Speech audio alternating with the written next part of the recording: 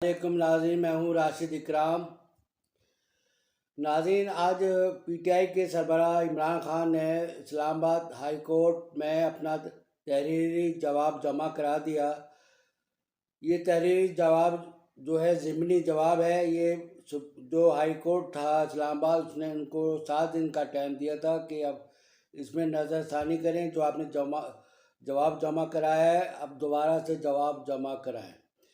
आज उन्होंने जवाब जमा कराया। उसमें इन्होंने कहा कि जो खातून जज हैं, उन जो अल्फाज मेरे निकले हैं, मुझे बड़ा अफसोस है। मैंने जानबूझ के नहीं निकाले। मैं जजेस और अदालत की बहुत इज़्ज़त करता हूँ और करता रहूँगा। तलाल चौधरी का केस अलग है, उसने अपने बयान पे अफसोस का इजहार नहीं किया था, लेकिन मुझे अफसोस है जो मेरे अल्फाज निकले। इसे मुझे खातून जज से बड़ा अफसोस है जो मैंने अल्फाज निकाले, और ख़ातून जज की दिल आज़ारी जो हुई है उस पर मैं बहुत अफसोस करता हूँ। दूसरी बात है, आज जो इलेक्शन कमीशन ने जो तोशाखाना का रेफरेंस चल रहा है, उसमें इन्होंने जवाब दाखिल किया है कि हमने इतने तवाइफ लिए थे और उसमें 3 करोड़ रुपये जमा कराए, और ये हमारे जितने हमने ये तवाइफ लिए वो असासों में डिक्लेयर्ड हैं। सब कुछ उन्होंने इंदराज किया हुआ है। तो तोशाखाना का भी उन्होंने जवाब जमा करा दिया और इस्लामाबाद हाई कोर्ट का भी जवाब जमा करा दिया। अब देखें इनके हेयरिंग में क्या होता है।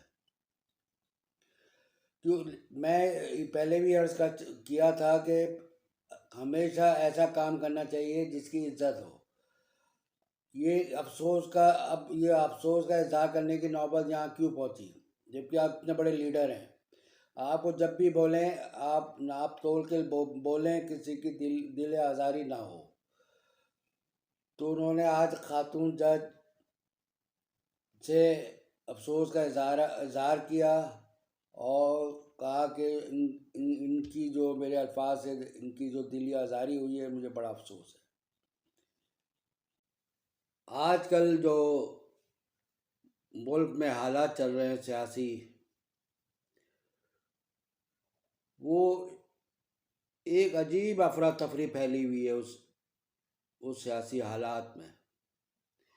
एक तरफ तो सैलाब की तबाहकारियाँ हैं, उसमें अरबों डॉलर का नुकसान हो चुका है पाकिस्तान को। सैकड़ों लोग सैलाब के अंदर हलाक हो गए हैं, वफात पा गए हैं। सैकड़ों लोग गुमशुदा हो गए हैं, जानवर हलाक हो गए हैं, लाखों मकानात तबाह बर्बाद हो गए हैं, सड़कें तबाह हो गई हैं, रोड और ब्रिज भी टूट गए हैं। मुल्क से बहुत सा रास्ता जो है राब्ते का वो ख़त्म हो गया है। तो एक तरफ तो ये तबाहकारियाँ हैं मुल्क में, दूसरी तरफ एक सियासी हलचल है।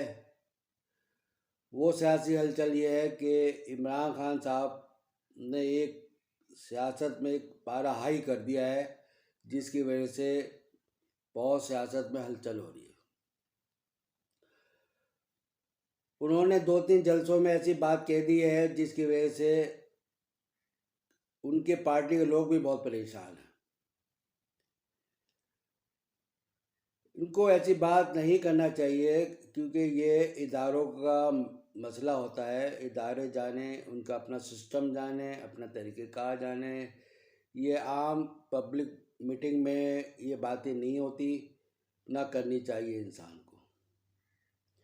उस पर ही हाई कोर्ट जो इस्लामाबाद है, उनके जो चीफ जस्टिस साहब है असर मनल्ला साहब ने रिमार्क दिए कि भाई जो तकरीर की इमरान खान साहब ने आया वो ठीक थी या गलत थी। और उन्होंने जो उनकी दरख्वास्त लगी थी दहशतगर्दी की दफात ख़त्म करने के लिए, उन्होंने कहा आर्डर पास किया कि भाई इमरान खान जाए, शामिल तफ्तीश हो। जो तफ्तीश अफसर है वो मेरिट पर देखे इस केस को और जो भी हो उसको वो रिपोर्ट अदालत में पेश करे। तो इस वजह से एक सियासी हलचल मच गई है और अजीब अफरा तफरी मच गई है। मैंने पिछली वीडियो में आपको कहा था कि ये जो सितंबर का महीना है बड़ा अहम है। आप मेरे देखें 2-4 दिन पहले जो वीडियो है मेरी, उसमें मैंने ये जिक्र किया था। उसमें मैंने ये कहा था कि 2 केस हैं इसमें इमरान खान साहब के, दोनों कंटेम्प्ट के हैं। एक हाई कोर्ट में, सुप्रीम कोर्ट में, दूसरा आखिरी जलसा इनका कोयटा में, क्योंकि 15 जलसे इनको करने हैं। उसमें से ये कल मेरे ख्याल से 9वां या 10वां जलसा था। तो जिस तरह जैसे जैसे करीब आता जा रहा है, गुजर रहे महीने, अगस्त, सितंबर, अक्टूबर, नवंबर, दिसंबर, उस वक्त ये पारा हाई होता जा रहा है सियासत का। तो इमरान खान साहब ने जो बात कर रहे हैं, खुद अदालत उनसे कह रही है कि वह अपने बयान की वजाहत करें कि भाई आपका मकसद क्या था, या आपका क्या ताल्लुक उससे, किसी की अपॉइंटमेंट होती है या नहीं। और ये तो इदारे का काम है, वो अपने सिस्टम में मेरिट है उनका, अपना सिस्टम से करते हैं। यही तो वही इदारा है जो मेरिट पे काम करता है। उस पर ये पब्लिक में बात करने की ज़रूरत थोड़ी है। और आप जैसा लीडर इतना पाएगा, लीडर हो, आप हो, नवाज शरीफ हो, दूसरे बड़े बड़े लीडर हो, तो उनको ज़रूरत थोड़ी है पब्लिक मीटिंग में या पब्लिक जलसे के अंदर ऐसी बात करने की जिसकी वजह से आपके जो हमदर्द होते हैं, फॉलोवर होते हैं, उनमें दिमाग थोड़ा सा उन तक ख़राब हो उनका। तो अपने जो आपके जो फॉलोवर होते हैं उनको तो ज़रूरत होती है तरबियत की आपकी। जिस तरह चाहेंगे आप उनकी तरबियत कर देंगे। अच्छा चाहेंगे अच्छा कर देंगे, बुरा चाहेंगे बुरा कर देंगे। इससे भी पहले पहले बड़े बड़े लीडर आए और बड़े बड़े उनके एक कहने पर पूरा शहर क्या पूरा हर चीज़ बंद रहता था, लेकिन आज फिर उनका पता ही नहीं कहाँ है। इसलिए इंसान को ये नहीं सोचना चाहिए कि मैं आज बहुत मकबूल हूँ, अवाम मेरे साथ है। आप पीछे चले आए इमरान खान साहब को, 5-6 महीने पीछे उनकी मकबूलियत 7% थी, बहुत ही कम थी।